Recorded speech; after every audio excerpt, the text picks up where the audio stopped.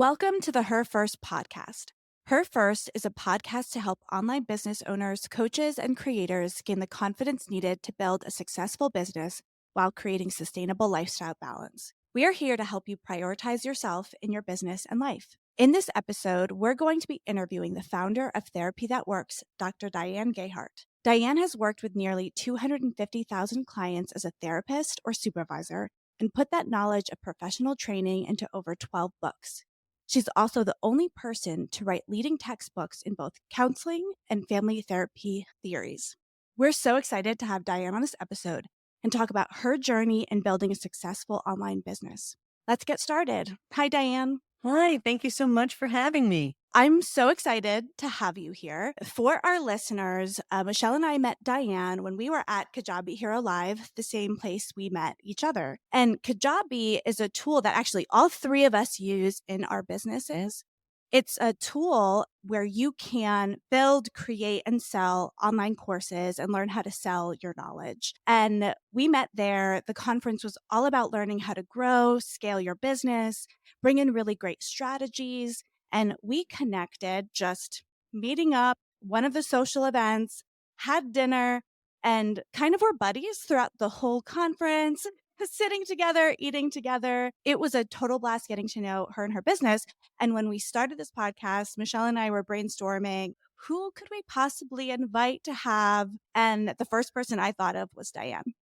Absolutely, Diana. It was so great to connect with you at the conference. And we actually even before the conference started, that first night, we went to dinner and you really just struck me as having this real attunement, and your demonstration of knowledge and experience in your field showed. We were kind of picking out personality quirks and traits, and you were sharing that with me. And oh, do you do this? Oh, yeah, you're definitely, I can't even remember I INTP. remember we did the Myers-Briggs that Yeah, night, the didn't we? Myers-Briggs, yeah. So I was really taken aback by that, and I'm really into all of that personality development and understanding yourself and being conscious and aware. So, it was really beautiful to have you kind of point those things out to me and have that reflection as a part of our just getting to meet you.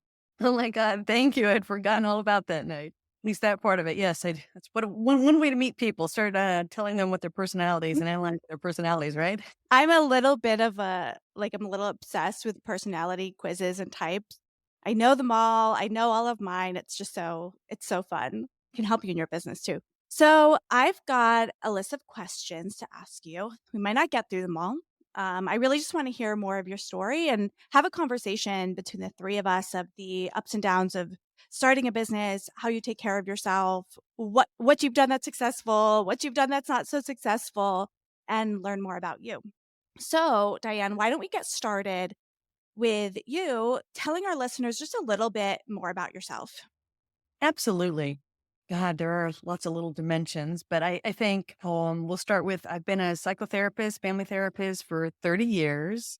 I've been a full-time professor of psychotherapy. So I do research, I write all around what works in psychotherapy. And so that's kind of where I started. So I'm also an author. I've written several books, and I am a single mom of two boys, 14 and 10. And I do 99% of the parenting because their dad lives on the East Coast and I'm on the West Coast. So, and I'm a karate mom, very important. It is testing week this week. So yeah. So I've always had my full-time position as an academic. I've always had a small part-time private practice, and I have been an author for the last 30 years as well. So I've always had multiple kind of balls in the air. I've always been a person who I don't count the hours, how many, hours I work per week, but I'm pretty busy. I stay pretty busy and I do a lot. And I love what I do though. And I think that's part of what is really key to all of this is loving what you do. And I'm just so passionate, about what I get to do. I just love writing. I love teaching. And so, yeah, that's kind of, I think, me in a nutshell. That's awesome. Thanks for sharing. I'm also one of those people that works a lot of hours. And I was actually talking to my husband about this morning, and he was like, it's really not fair for you. I think you get hit on both sides of criticism where some people I meet, they're like, "Oh, you're crazy. You work so much. You're always working. You're always thinking of work." And then some people don't think I work very much, and because I work from home, I'm like literally wearing sweatpants right now under this top, like because I don't have to leave the house to do my job. So I kind of get both perceptions of me. Some people thinking I'm a workaholic, and some people thinking I just like sit around making TikTok videos all day. Yeah, I think that perception from the outside can go both ways.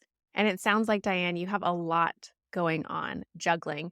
Joanna, you can definitely relate to this as well. Being a mother is balancing that work, showing up, business, professional accolades, as well as publishing and author lifestyle. There's so much there. And Joanna, I think that you've juggled and handled a lot of those different things that you've done over time as well, all while being a mom. That really, really, puts the pressure on in terms of balance and what I feel like sometimes those external perspectives are and how people are looking in on that. And that'll change how you perceive yourself and how you perceive the experience of what you're doing and navigating that. So kudos to both of you because I am not a mother and I can't even imagine. Like I do the best that I can on my own with my husband and my two dogs, but that is a whole other world of handling and managing and balance that takes a lot of time and attention. Yeah. So Diane, we've established you're a mom, a Yeah. psychotherapist, an author, a professor, all of those things. So what made you decide to build an online course? Like what brought that idea to your head? God, that's a good question. It's funny. I will tell you that 10 years ago, one of my major mentors said, Diane, stop writing books, do online courses. I'm like, well, Bill, I don't know how to do that. I need to make a Kajabi. And, I'm like, oh, Bill, it's so much work, dude. And I just couldn't see how it was going to work. And then the pandemic hit. And I am running at that time. Well, first of all, I'm a single mom homeschooling, while at the same time, I am running a large family therapy graduate program with like 200 students in the field. My major right-hand person who helps me, she was on sabbatical for like most of the first 9 months of the pandemic. And we're having to transition everyone onto online. And all my faculty, I have 30 faculty who have to learn. None of my students weren't allowed to do online therapy. My faculty weren't allowed to teach online. And boom, we were suddenly all online. And at the beginning of the pandemic, I'm like, you can't teach psychotherapy online. We'll never have online courses. And so, but we all got forced to do it. I ended up like literally spending that I was working 12, 14 hours a day. It was insane. But like, how do we do this? I go, bleep, how do we do this? And so we started doing it. Yeah, this works. This is really possible to teach these skills online because I didn't believe it was going to be possible. And so somehow that is how I got started. And somehow in there, God, I'm going to have to even go back and think about this, but somehow in there, got the idea to do an online mentoring course. And I had one of the things I'm very thankful to myself, my mentor who told me to teach online courses years ago. He had got me doing a mailing list years, and like 10, 20 years before. And I used it once every couple of years. And there were about 4 or 5 times where I was going to stop paying a Weber for a whole of this mailing list I had. But I think there were probably 5,000 people over the years. They mostly came in through my textbooks, to get the free forms that go with my textbook, So I had started that. And I had this list of probably about 5,000 people. And that was my first course. And once I got started and teaching, so being in a university is like, there's so many rules, there's so many regulations, there's so many things I have to do, right? When I got to teach these online courses, it was like, oh my God, I don't have to grade anyone. I just get to teach them. It's so much fun. My students weren't like, what does the paper have to be? What's going to be on the test? I'm sorry for those of you students who ask those questions. That like takes all of the joy out of our work. And in these online courses, people just they asked me good questions like, how do I do this? How do I solve this problem? And so I just enjoyed the teaching so much without having the university context because it was truly about the learning and not about like jumping through all the darn hoops. both for me and my students, because I had to jump through a zillion hoops and I had to cover this, and so many meetings, and my students have to like do XYZ so we can give them a grade. And like getting rid of the shackles of the rules for both faculty and students were just so liberating. So that was my first course, and I believe that was in fall 2020. That's amazing. That's such a great story. One thing that kind of really struck me from what you said is that the pandemic happened, right? And when the pandemic happened, a lot changed for online learning. Like a lot changed. And I was working for another company at the time during the pandemic, and we kind of created and sold courses to help students with the AP exams, the advanced placement Mm. exams students need to pass to like get college credit for those courses. And the pandemic happened and that company changed overnight because all of a sudden the demand for a completely online way to prepare for those courses shot up. Our email list grew by like 40,000 in a week. Like it was Wow. insane. It was absolutely insane. We were the first company, the AP exams, they changed how they were going to administer the test because of the pandemic. We were the first company to come up with a course that met the requirements of the new exam, and it just skyrocketed this company to being on the map. And I hear so many stories of people in online learning who were able to take the sort of negative of the pandemic, right? Who were able to take the negatives of the pandemic and how it changed learning and build businesses off of it. So it was amazing for you to have that foresight to say, this has changed and I can actually build my business off of this change. Yeah, capitalizing on that. And I also want to point out, Diane, that you had sort of this background building on top of it. I think for those listening, sometimes it can feel like we aren't in the same place, we're not seeing the same success rate, or we're comparing ourselves to others in the online space and what they've been able to accomplish. But with your background of teaching, educating already, being in the space, understanding what the need was, understanding what people were looking for, and then having this almost forced opportunity upon them to transition really built a beautiful breeding ground for you to see that success in creating and delivering an online course. I think it's awesome that sometimes almost you stumble into what you're doing. It wasn't intentional. You knew about it. It was something that was you were aware of, but that really propelled, what you were able to accomplish, what you were able to do, and then have it be really fulfilling and joyful. Like you said, the experience of it was just that much more meaningful because it was a shift in the way that education is typically administered, outside of the university setting, outside of a structured setting. So,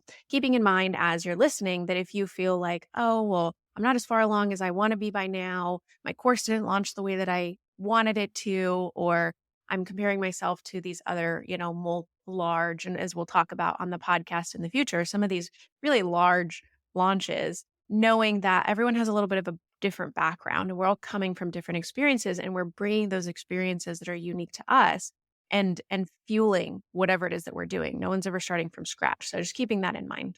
Yeah, I also love that you launched with a mailing list. Like that is so cool.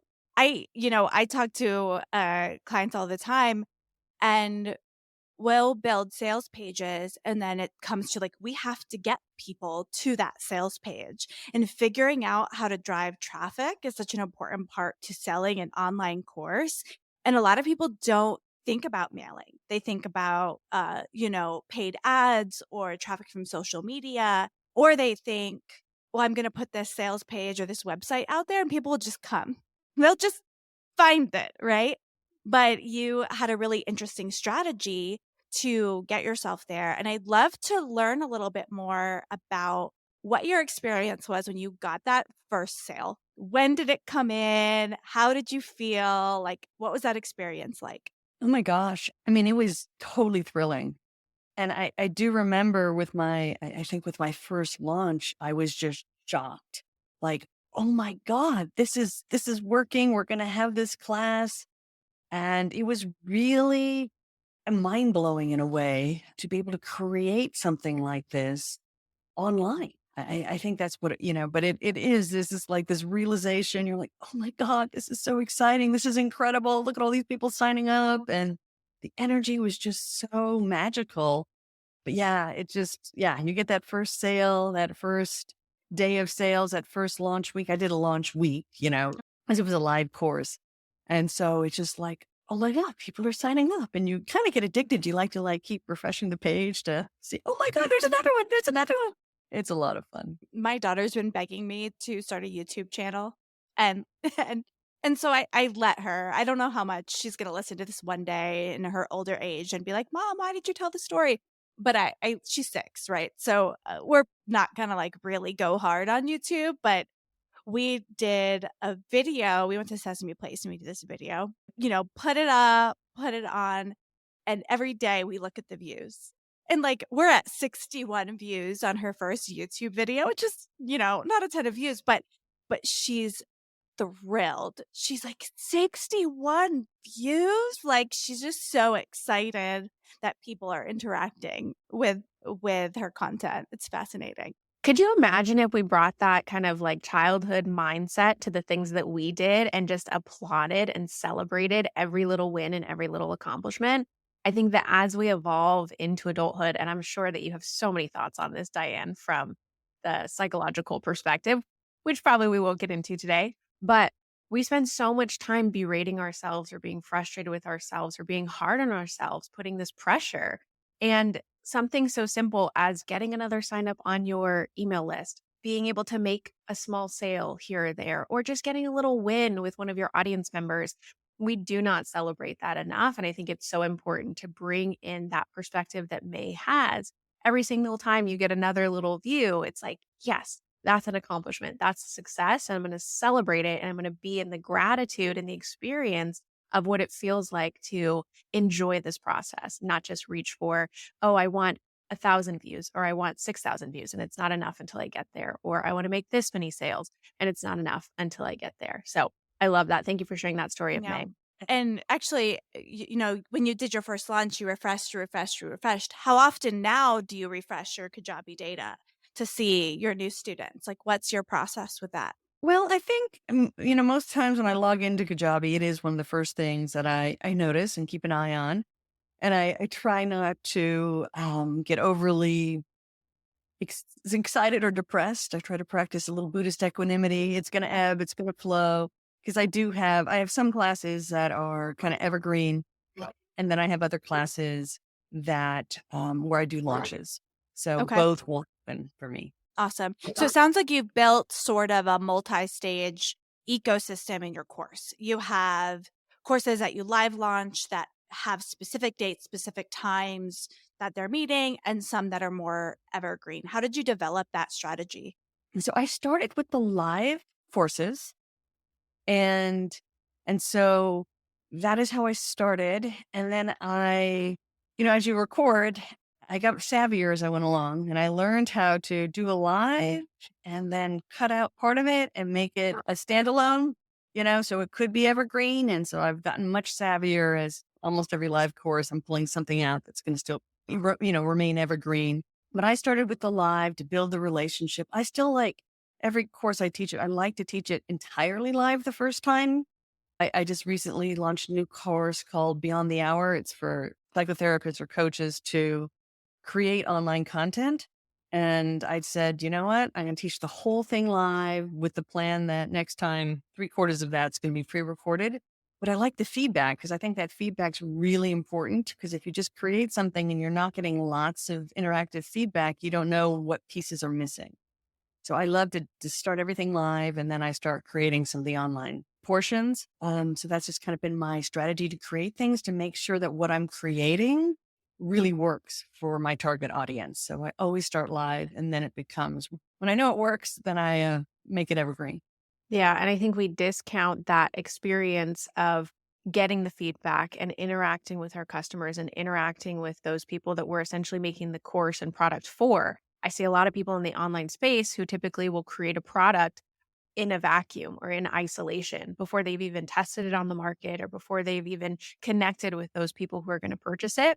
they put all this time and energy into the back end, and then they go to launch and they have a failed launch. I've done that before. And so I think recognizing that there's so much value in being able to connect and get the feedback along the way in order to see the success that you want to see, not just in your marketing and sales, but actually having it be a very valuable product for those that you're working with as well. Yeah, and if you build that sort of relationship with your customers, with your students, they'll start to tell you what to make next too. Like they'll Absolutely. give you the idea for the next course, the next product, and what they need, which is the best market research you could possibly have, right? Absolutely. Absolutely. So, Diane, if you were to start completely over, all of a sudden you're back before the pandemic, you're starting your course, can you tell us what you would do exactly the same? These were the things I did right when I get started. I would definitely do them again. Okay. So I think the things I would definitely do is, to really love what I was creating because I love what I'm teaching. I love what I'm doing. I bring a ton of passion to it. I think the other thing I like about how I work, and I think this is something I also try to teach in my own students is, I come up with idea, I explore it, I do my research, I can survey, market, whatever. But once I decide what I'm doing, I commit to it and I'm going to follow it through to the end. And I don't let myself get sidetracked like on, finding the hero image for a class. I will allow myself 30 to 60 minutes to find it because I'm the type of who goes searching forever for the perfect image. And so, like, for example, for my first class, I remember the day I created the landing page for that. It took a whole Sunday. And at a certain point, I'm like, this is the best image I've got time to find, and I'm just going to move forward. And I think that's one of the reasons I've been very productive is I don't try to make it perfect. I try to make it good enough. 95% is good enough. And I really focus on having a high quality product, and I may not have the perfect image that I was hoping for. I just didn't find, but it was good enough. I can launch with this hero image. It's good. Move forward. Keep writing the rest of your landing page. So that's one of the things I also think I do well is that I've found ways to be very efficient in creating a lot. So I reel myself in when I sometimes want to go play with X, Y, or Z. And I'm like, what is just the most efficient thing? I've started this. I'm going to finish it. If it doesn't work, I'll figure something else out. But I don't second guess and stop and recreate. And I see a lot of the people I've mentored, they stop and they want to redo something different and they change their mind after a month and pick one thing, take your time to pick what it is, but then execute it to the end, learn from it, and then you get to do something else. So, one of the questions that's coming up for me that I want to ask you is the confidence and the belief that comes with that. Because I think that so many of us get stuck in that questioning and we are trying to look for the perfect image. We want to refilm something multiple times. Oh, it's not good enough. We're not going to put it out. So, I hear that you are experiencing this good enough feeling and you're not worried necessarily about getting it perfect. Now, I also think that the way in which you've been efficient with your time has to do with being pulled in so many different directions, right?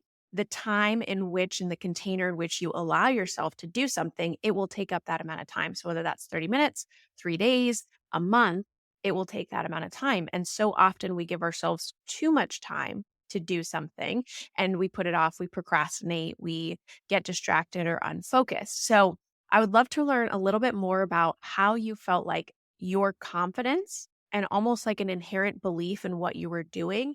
How is that something that you established? Was it something that you created over the course of your tenure as a professor and everything that you're doing? You just truly believed in it? Or did it come from something else that you've done, a demonstration of your work in which you really felt like, I have something to offer. I believe in what I'm doing, and I know that what I'm doing is going to make a difference in people's lives. Both of those? I do believe in what part of it is I've been doing this for a while. And I have seen what I do really works. The name of my therapy approach is therapy that works. And that's kind of my battle cry. Do what works. And so I think there is having, the life and professional experience to know what I'm doing works. So but I think a lot of people have that. And there certainly are moments where I second guess what's going on. And it does help that I do have a full-time job. And this has been like, I'm trying this, I'm trying to build this, you know, I'm doing the best I can. So I practice a lot of mindfulness and I have a lot of spiritual practices and, I just, and so there comes this like inner peace. I am doing the best I can. I want to try this. I'm going to just see what happens and I will accept whatever comes from this, right? And I'm going to learn from it rather than like, I don't know, go beat myself up or something like that psychologically afterwards.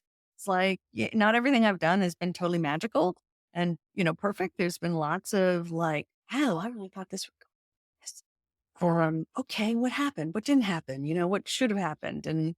And being, I think, getting to a point in life where you are like willing to admit when you make a mistake and you're going to learn and move on from it. And I think once you cross that bridge in your mind, both personally and professionally, you have this whole range of freedom that you don't have if you're still trying to make it all perfect, in your mind. Yeah, not questioning your self-worth, your sense of value. I think that this comes sometimes with this space, especially as you're creating a personal brand and identity online, as most online businesses are, right? You're putting yourself into a space in which you're showing up as vulnerable. You're sharing pieces of you and pieces of your life and pieces of your experience that you wouldn't normally share, but it's the way in which you connect with your audience. And so, knowing that if you put something out there, it's not a reflection of your value or your worth if it isn't received well, or if people don't pay attention right away. It's a matter of looking at it, like you said, Diane, what worked, what didn't work, how can I tweak this, how can I change this? And what are the tasks, actions, execution strategies in which I can change, as opposed to I got to go all the way back to the drawing board. I got to start over, or this isn't good enough. I'm not good enough. And all of the internal stories that we have that go along with that sometimes. Yeah, Yeah. absolutely. My background before I became a business owner has been in the corporate world. And the problem that you're talking about of like being obsessed with perfection, going back and forth about a sentence on a landing page, a hero image, those kinds of things kill products. Like I've seen amazing things never see the light of day because of this need for making it perfect. And it's funny because, as a marketer in this situation, a lot of times it's actually the marketing and creative teams that can hold things back because they want things to be perfect. But my theory has always been get it in the world, test it. You can always change that sentence. You can always change that hero image. You can always adjust the offer, but if it never gets into the world, no one's ever going to buy it. No one's ever going to, whether it's a YouTube video, a TikTok video, a social post, a course, and whatever, a podcast, whatever it is, if you never put it in the world, no one will ever see it. And how is that better? Like, how is that actually better? It isn't, and that's a hard thing I think though to get over, as especially if you're a perfectionist. It's your brand, it's your face, but at the end of the day, if it's not out there, if it's not published, no one's going to see it. Yeah, absolutely. You just it has to get out there. So the opposite of the question I asked, I want to learn a little bit about maybe some of your mistakes. You clearly have a very successful course business, a very successful career, even with everything that you're doing. But if you started over, what's something you would do differently? Well, I certainly would have started 10 years ago and listened to my mentor 10 years ago. At least I never deleted the email list you told me to create, but I never used that part right. I actually started on Thinkific because I wasn't, Okay. because it was cheaper at the time. I'm sure it probably still is today. And so I started on Thinkific because I wasn't sure. I didn't want to pay what Kajabi was asking me to pay. And then like literally it was within 4 to 6 months. I'm like, I got to move to Kajabi. And then I had to move everything over to Kajabi. And I had to keep Thinkific classes open for a year because I'd given everyone a year on Thinkific and then they'd lose their progress. And so it cost me like a couple $1,000s.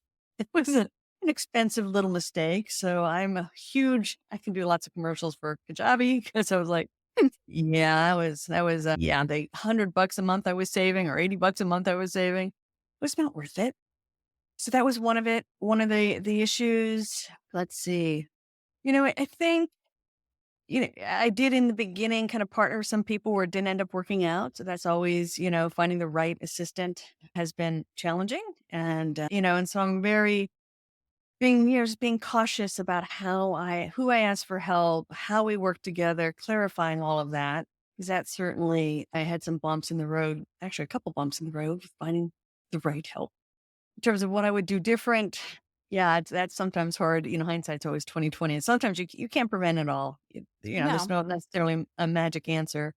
Those are some of the things I would definitely do different. Yeah.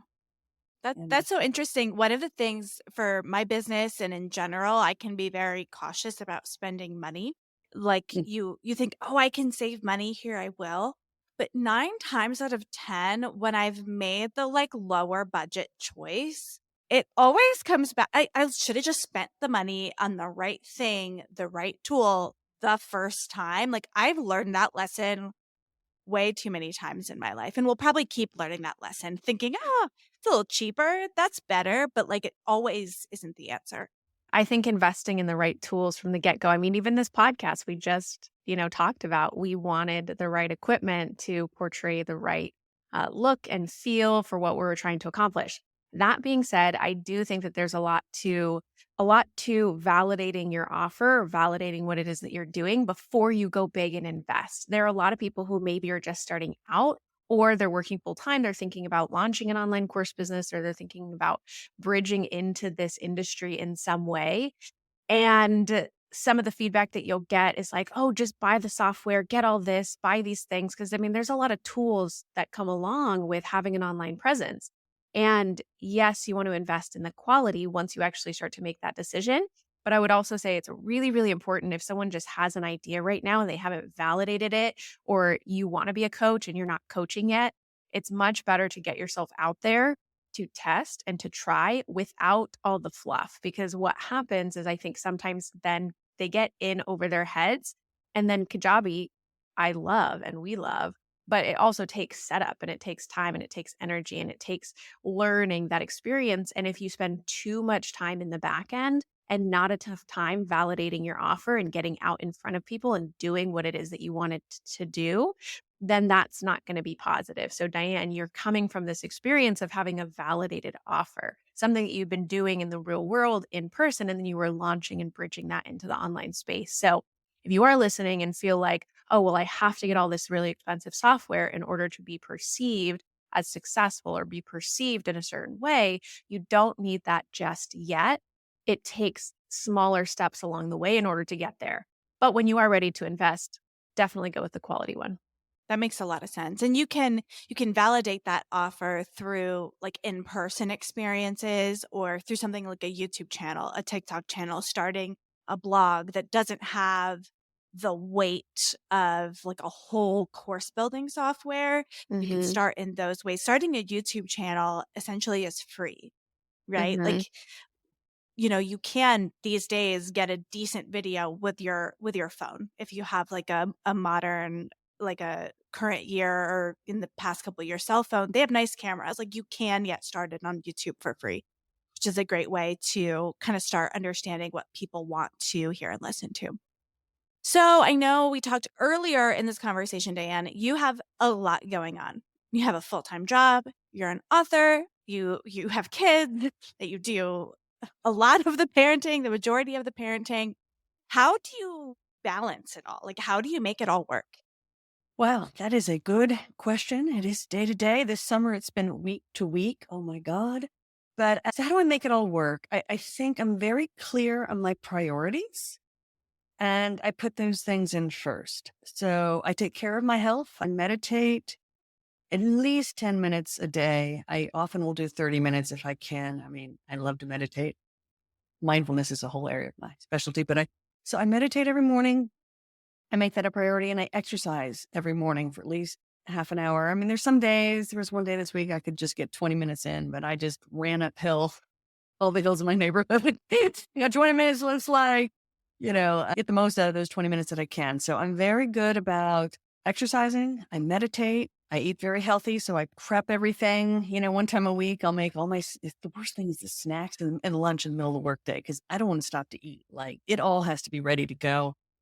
So I'm very, make sure I eat healthy and I make sure I get my 7 to 8 hours of sleep every night. So I call these the 5 pillars of, wellness in one of my classes I teach that you got to have the physiological foundations for mental and physical well-being. And that is in there. It is locked in. It is automatic. I've been working on it for years, and I love to teach mini habits. And these are mini habits like that have just grown. So I don't have that doesn't take a lot of discipline. What does take discipline is sitting down and organizing my 20 things I need to get done at the beginning of the day. I tend to just dive in. The worst habit I have is I dive into my emails. I'm just like, I can get off course. So I'm working on that. I always have something I'm working on. And then my relationships with my kids are a huge priority for me. So when they're in school, I do 2 different drop-offs. Oh my God, that was a painful life transition because for all this time they've been across the street. I literally, they could get up at 7:30 and we could be to school at 8 o'clock because it's literally, I walk my driveway and the school drive across the street. Beautiful. But in the morning, I make sure my kids, get a hot breakfast and I get them to school and, take care of their lunch or whatever. And I connect with them, at the beginning of the day. And at night, I make sure that we always sit down as a family and we talk about our days. And then I always have spent, as a working mom all these years, even when they were from the time they were infants to the time they're teenagers now, I spend after dinner, we always have an hour of quality family time where I am tuned in to my kids. They know I'm present. So Phil does a lot of karate practice recently, but hey, I'm there for them, making sure they level up. And so, all the way into right now, my teenage son reads his brother and me a book every night. So it's pretty hilarious. He made me stop reading at a certain point, but now he reads to us. So we sit there and we read through all of these, great, teenage stories. I'm like, what's the next chapter of Aru? I'm excited too. So we have a real kind of, strong family culture around all of that. I will be quite honest, because it was the middle of pandemic. I was working every client in my private practice I'd ever seen in the last 30 years wanted to, of course, come back and see me. And now they all could because we could do telehealth. And then, the university hours were double, triple my normal. And then in the middle of all of this, though, my kids' schools are, of course, falling apart. And the, public districts around here did not weather the pandemic very well. And so, it's one of the things that happened in the pandemic. When I decided to do these online courses, I actually sat down with my kids and I said, hey, mommy has an opportunity to start a business here. It will be my 4th job. Joke about that. But, that means on the weekends, I'm going to be a lot less fun because I'm going to be teaching my classes on the weekend. I'll be creating my classes on the weekend.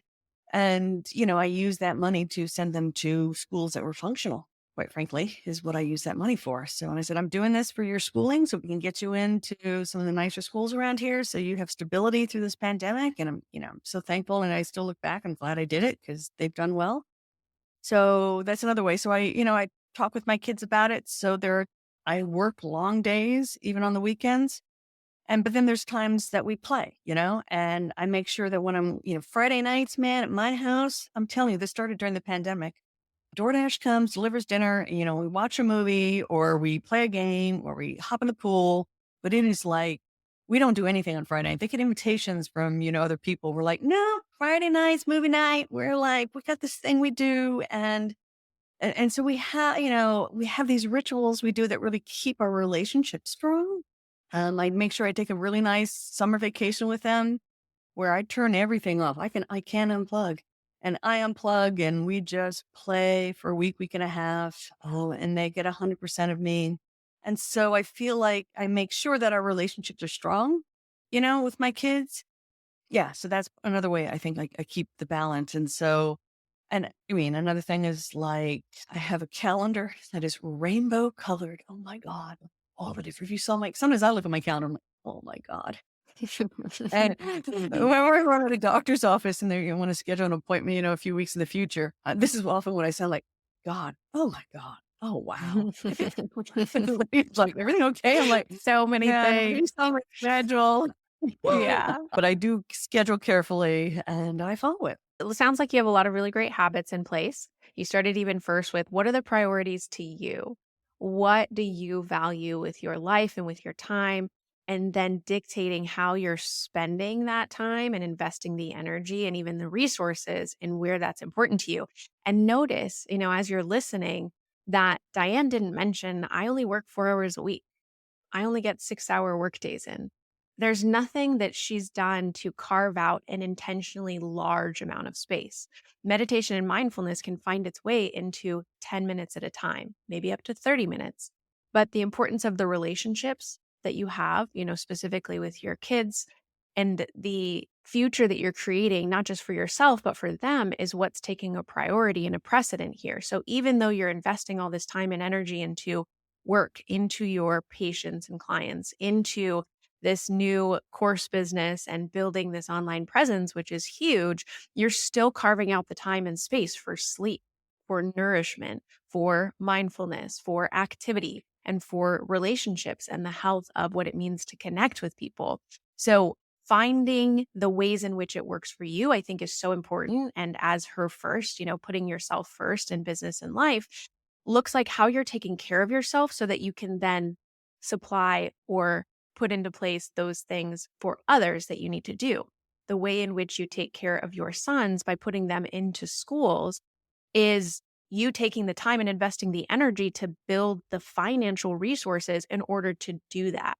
So it's kind of finding that balance between what it means for you to show up for yourself in your life and then how that ripple effect creates this beautiful energy and growth for those people that you truly care about in your life. So if someone listening felt like they were kind of drowning in it all, if they felt like they were juggling too much, and instead of feeling what I'm getting from you of this sense of like, yeah, I got a lot going on, but I feel calm, I feel grounded, I feel supported, I feel like I'm on the right path, I feel like I'm doing the things that I need to do.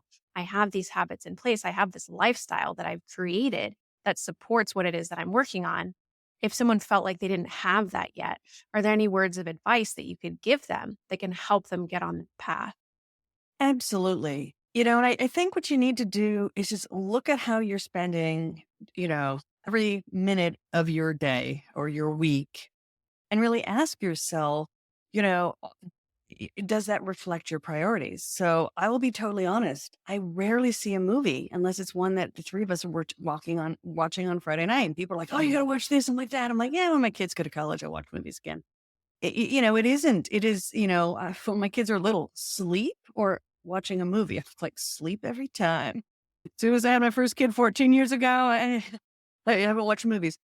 So, and with my friends, I have found that actually a phone call, I can, for me to connect with my friends, I just need the time to really have a good conversation, and I've learned that, oftentimes we'll just do it over Zoom or over the phone rather than driving out, finding a restaurant, doing that whole thing. I can connect with my best friends in 15 minutes on the phone versus if I'm waiting to carve out 2 to 4 hours to go meet them and go shopping, go to lunch. And that's nice. But that is one of the things that I've had to squeeze into smaller chunks. So it's really making sure that you've really thought about and analyzed and prioritized your true priorities, because other things like scrolling social media, watching TV and movies and all that stuff, that can just expand to take huge amounts of time, energy, and even money away from your true priorities in life.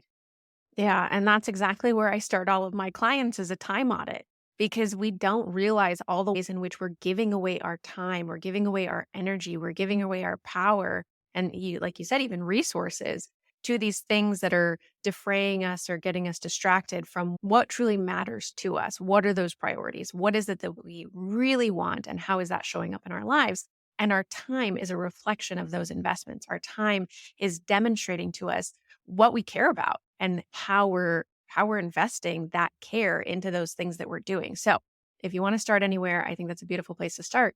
Assess your time. And very smooth transition. Speaking of time, we are coming close to the end of our time for this podcast. It makes me think that we may need to think about scheduling a part two where we dig into those 5 pillars, because I think that that might be a really fascinating thing to talk about some more. I'd love to know, Diane, do you have any sort of parting words, final thoughts that you'd like to share about your story, about how you manage all of this with our listeners?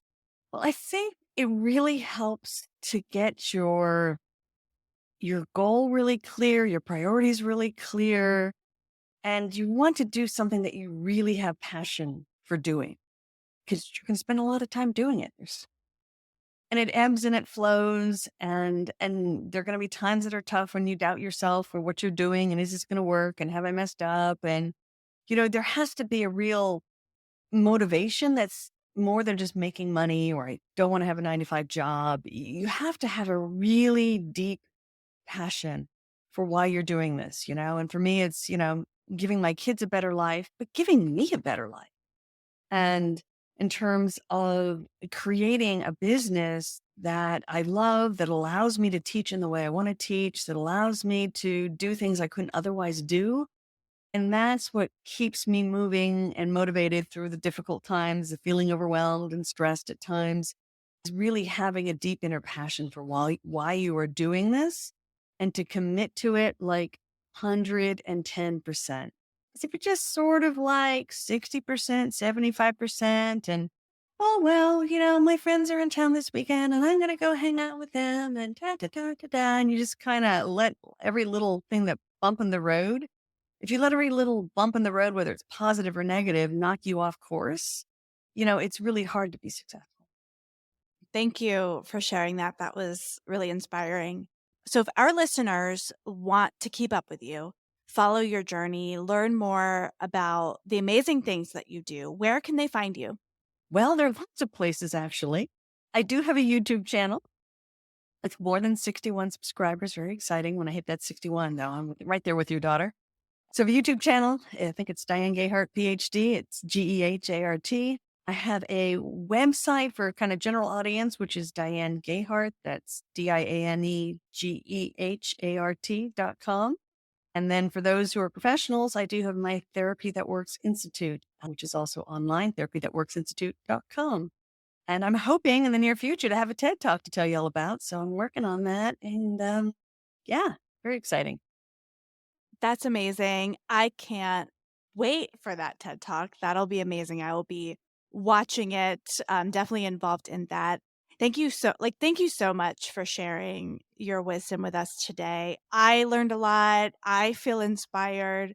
My biggest takeaway was just that I'm so glad we invited you to be here. I think that you really embody a lot about what Her First is about.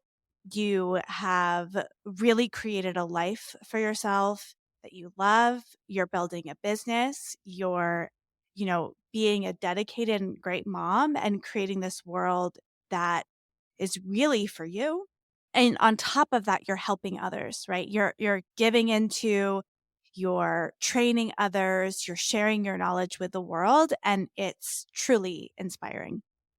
Thank you.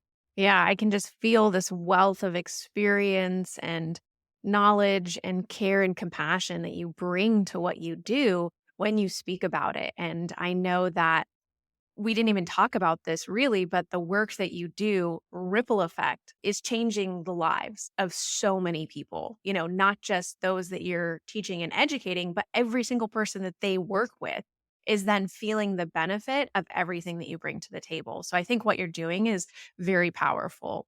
And if I were to share my biggest takeaway from today, it's really just honing in on the priorities for yourself and letting that determine how you show up in the world. So, really understanding and tuning into, what does it mean to you to be successful? What does it mean to you to demonstrate a sense of care and compassion for those people that you love?